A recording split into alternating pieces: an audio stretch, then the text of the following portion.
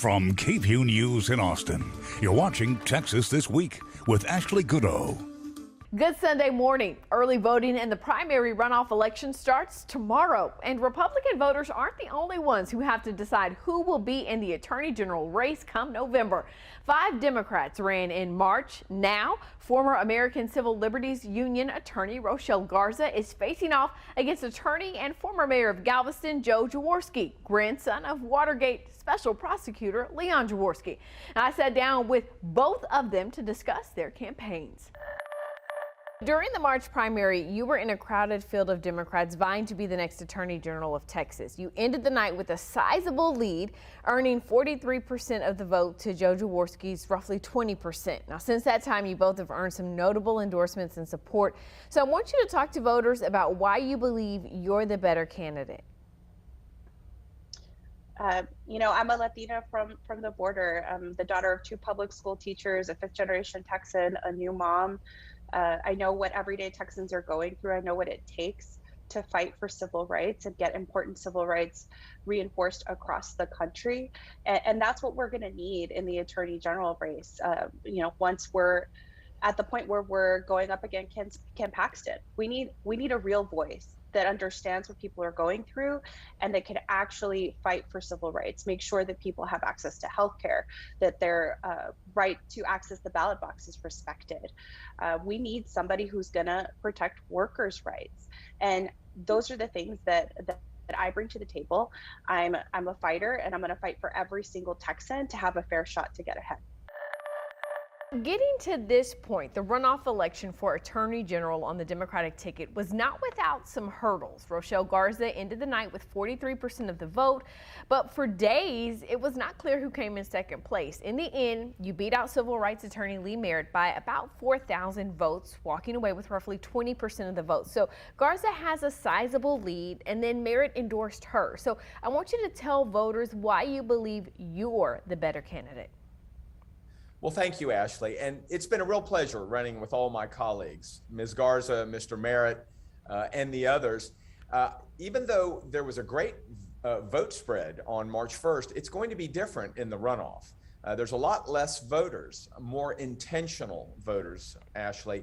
And I think that matters greatly, and it plays to our strengths.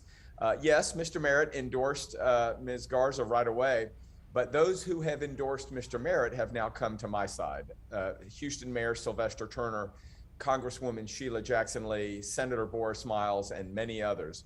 The reason I'm the better choice right now for runoff voters on May 24th is we need to nominate the Democrat who can beat Ken Paxton in November. And Ashley, that's going to be myself. I'm a mature attorney. I've been licensed by the state bar for 31 years. My esteemed colleague has been working as a lawyer for 6 years. I have worked in local government as a mayor pro tem, and a city council member for nearly a decade.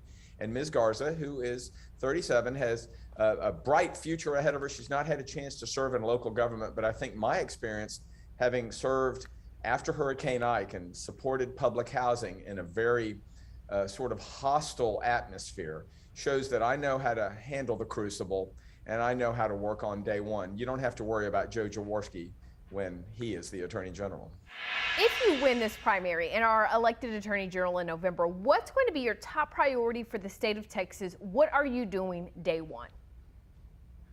You know, I've put out some great social media graphics after I developed my day one menu, Ashley, and there are several of them, but 2 of my favorites are, number 1, on day one, when I raise this very right hand and get sworn in as your next Texas Attorney General, I will dismiss every lingering piece of litigation against the Affordable Care Act, and I'll do it by lunch. That's number 1. Now, by the end of the day, I have something special in mind, Ashley, and it's going to be to hold a press conference right about the time that the local media will be developing their final items for the evening broadcast. And we're going to release all the documents in the Attorney General office's possession pertaining to the whistleblower allegations against Mr. Paxton. And I will make them available to the U.S. Attorney's Office and the FBI, because there is no way the People's Attorney's Office, the Office of Texas Attorney General, a consequential office, should be hiding anything from the investigators when it comes to Mr. Paxton. It's not his office, it's the people's office. If you win this primary and are elected Attorney General in November, what's going to be your top priority for the state of Texas? Tell us what you are going to do day one. Day one, we need to have a full audit of all of the litigation that is outstanding, that is wasteful of our resources. We need to take it back to basics and focus on families and focus on all the things that underpin healthy families. That includes a civil rights division that is fully funded, that addresses voting rights, that ensures we have access to reproductive health care, that protects the LGBTQ community and people with disabilities, that we have a workers protection bureau that ensures that workers are not subject to wage theft or misclassification, and that we have accountability for bad corporate action through our consumer protections.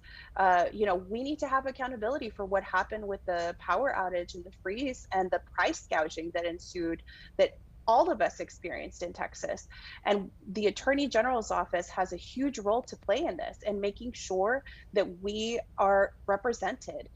The Republican candidates in this race have made the border a top priority for them. Is that something that you also want to focus on? And if so, how are you going to do that?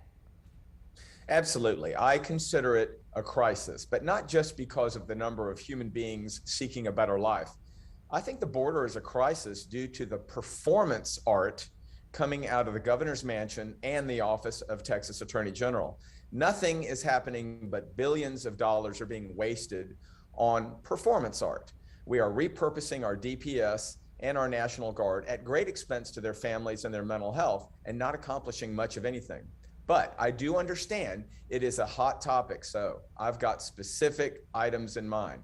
May I share them with you, Ashley? Absolutely. All right, number one, I think the Texas Attorney General Office ought to be partnering positively with the United States Department of Justice. And in that regard, I will take some of my very rich Attorney General budget and fund the hiring of 8 seasoned prosecutors who will go after the real culprit, the real bad actor here, which is the Mexican cartel. These are the people, this organization, the cartel, is who is engaging in human trafficking. And I don't mean sex trade. I mean literally bringing people across the border and then dumping them on the other side of the Rio Grande River. So if we have more prosecutors, which I will place all along the southern border in the western and the southern districts of the United States of America District Court, then we will be able to prosecute more of those crimes. Also, we have a lot of human beings seeking asylum. Ashley, I think a lot of them are frivolous claims, frankly. But American law, federal law, allows you to make the claim nonetheless. We need to do something about the backlog. And until Congress gets its act together, I do think Texas ought to take matters into its own hands. Let's do it positively. So, since I am not going to be an embattled Attorney General like the incumbent, Mr. Paxton, I'll be out on law school campuses preaching the message that third-year law students can do pro bono representation of these folks asserting asylum claims. And I did it when I was at University of Texas School of Law in the Capital Punishment Clinic. It's a great way to purpose young, experienced law students who will soon become licensed attorneys, just like we do in medical school. And so they will be delighted to get some real world experience and handle some of the representation in the immigration courts on the border. And then finally, Ashley, there's some underpurposed attorneys in Texas, and they would be delighted to be asked on a temporary basis to be special magistrates, again, partnering with the United States of America and be the magistrates to hear these immigration claims. And let's get the backlog cleaned up. Those who qualify for asylum get to stay. Those who don't have to go. The Republican candidates in this race have made the border a top priority for them. Is that something that you also would want to focus on if you are elected, and if so, how? I'm the only candidate that is from the border region. I grew up in the Rio Grande Valley. I love my community.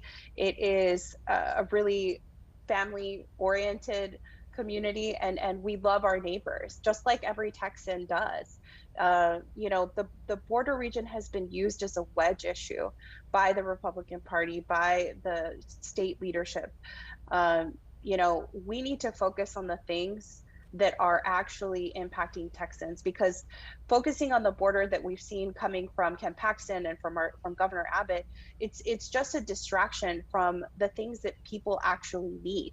So instead of litigating all of these cases against what is a federal government issue, we should be focusing on making sure that we expand healthcare in Texas so that people can take care of their medical bills. I mean, medical debt is one of the biggest amounts of debt that people have, and we can do something to actually improve people's lives.